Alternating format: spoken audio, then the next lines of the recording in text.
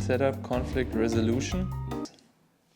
Hi, I'm Janosch. I'm an artist from Berlin, Germany, and after years of working on 1 square meter in my living room, I decided to move into my first own art studio. So this is a vlog, I guess. It is relatively warm.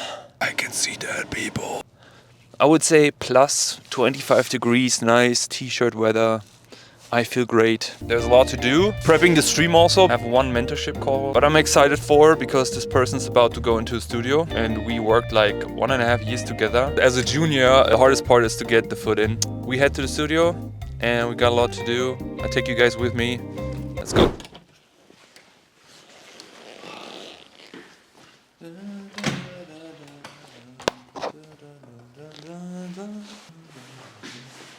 Mission number 1. Magic sponge. Cleaning up all the little things here on the wall. So we're gonna wet this thing up and then we go. So there's a thing they call magic sponge. You wet this thing up and you can use it over white surfaces. I used it once in my kitchen. It's really good also for walls and stuff if you have like a dust spot or anything, so let's do that.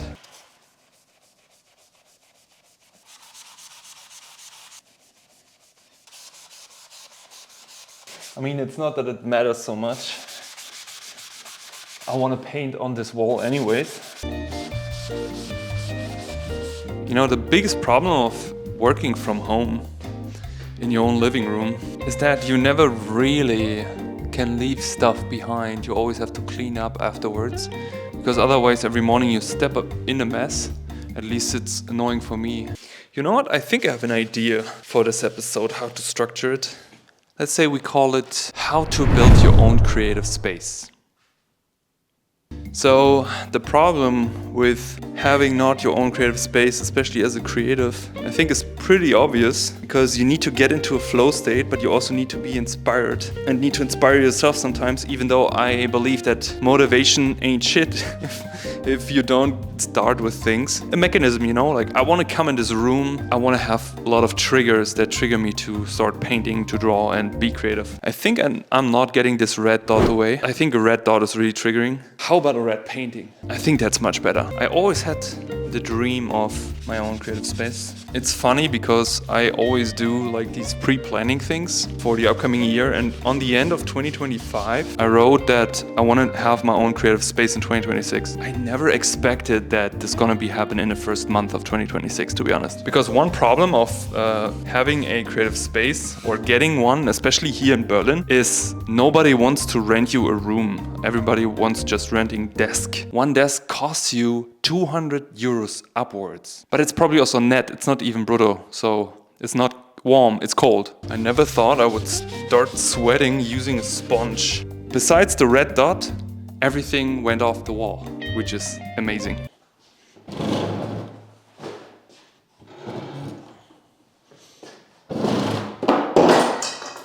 Oh fuck, now we can give hand.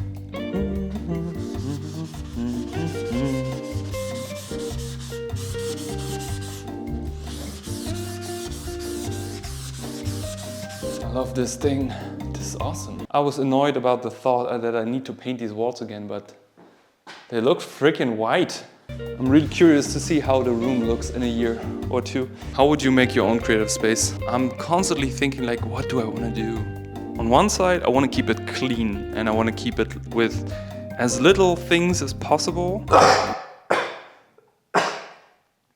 On the other side, I feel like, yeah, maybe I should do this, maybe I should do that. Maybe I should not touch my chair when all my fingers is white.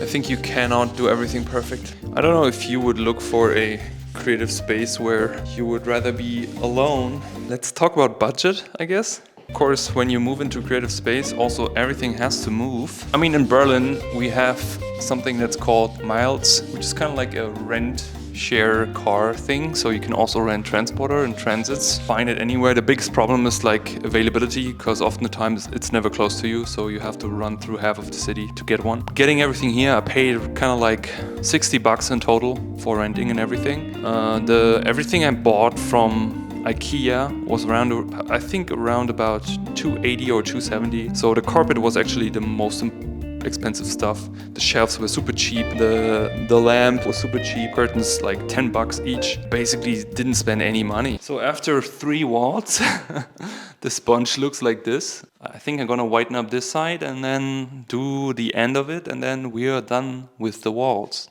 That is really important for any creative. No matter how much money you make as an artist and as a creative, of course you have your own standard, but I think it makes sense. The operational cost for your own operation are always as low as possible, because either way you never know what's happening in the future. It takes the stress out, you know? So even if you don't make money for a month or 2, you know you're safe, you know? Because I think what you don't want is to have the stress of paying the room or paying your space and then also create. So it's kind of like making content for people rather than doing your own art. I'm not a person of a lot of things.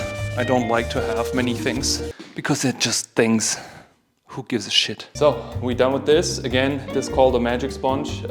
In Germany, you can get this at any drugstore or grocery store. It's relatively cheap.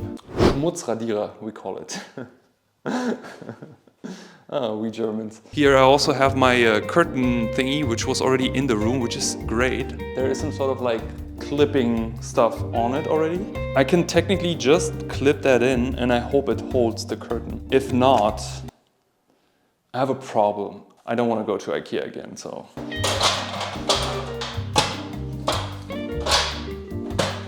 Blood is going into my shoulders already. I can lift 90 kilos military press over my head, but when I lift up a freaking 500 grams curtain for longer than a minute, it feels like 200 kilos. That was relatively easy. Here we go again. So I have to speed up a little bit because I have my mentorship call soon and I need to build up my computer and everything as well. But I think we're still good in time. And I was not joking. If any of you has any idea or maybe some good advice of what I could do into this art cave. Ooh, maybe we call it how to build your own art cave. No, it's not good. Is it? I don't know. I had to put on also the phone for filming. Because of course you also have to show everything on social media these days. Especially as an artist. This stuff bothers me the most, you know? Like, you have to produce art, you have to make art, and you also have to show it and share it. You technically need like 2 or 3 assistants in my opinion. Pretty good. Nice. If you want to support the channel, it means a lot to me if you keep watching, subscribing, and also giving a thumbs up. If any of you want to do one-on-one teaching, so one-on-one mentoring, if you have the money for it, check out our intro chat first, fill out the form, let's have a conversation first. So what I also really like is the fact that now I can utilize my Manfrotto, that's the name of this, put it actually in front of the table. So this thing is amazing. My good friend Liam Park recommended it to me. In my flat, usually when we had our streams, it was on this side. I was actually having this in my neck over the top. Now I have space, I can do it from the opposite, which is nice, and I can just leave it there, you know? I don't have to build it up every time I want to stream. I think this is also really important for anyone who needs a creative environment. Make it easy and fast to set up is really important. Considering, think about like you're so lazy, right? Think about the moment of the day you don't want to work, you don't want to make any creative work. That is the day where you have to make a choice. Do I want to work or do I not want to work? So what you definitely need in an art cave are supplies, right? Because we don't want to leave.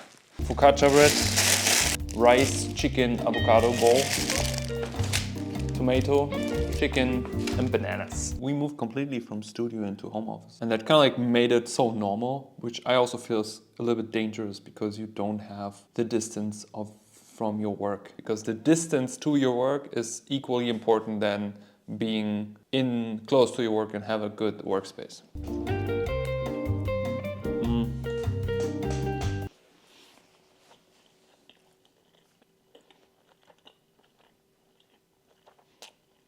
That's pretty good. Thinking about what's the vision for this space. I want to work big, maybe also oil painting, big canvas. What the fuck? This shit is unstable. Come on. Stay inside. Yes. Alright, we got it. What does that mean? Does it mean it needs to be 24 hours like this? Let's see if that works.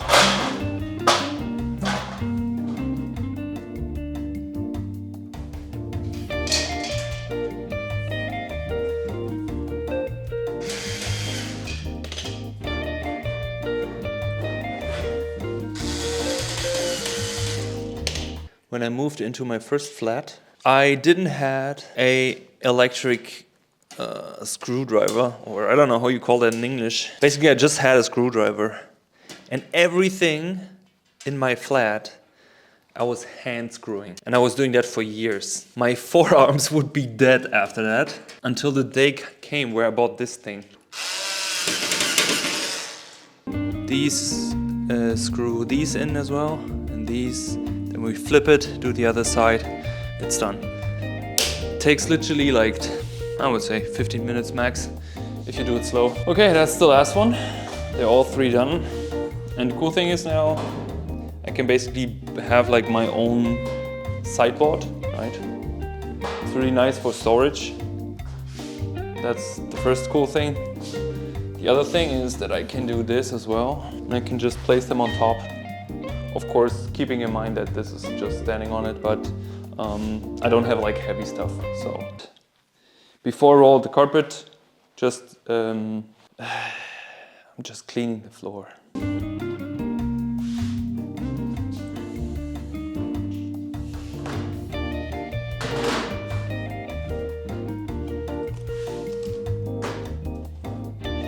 And now comes the best part, which is rolling out the carpet. And I see it's probably best if I do it from here to here. I see here's the end.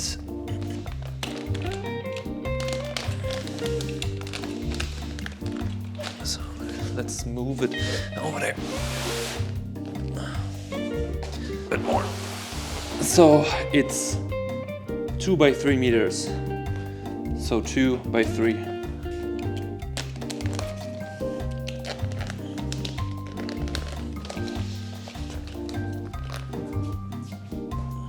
I wanted to have a little bit of a warm thing. I was actually looking for another carpet. Oh yeah, that's actually nice. I bought it with the premise of it's gonna get dirty. The first one I wanted, they didn't have. The second one, they might have, but it makes the whole room automatically warmer, which is nice. There's one thing I haven't considered, which is my chair. If you do have any recommendations, because again, I'm not really an interior person, maybe a plan or something. We're gonna do great things in here. I have a good feeling. Schmutzradierer.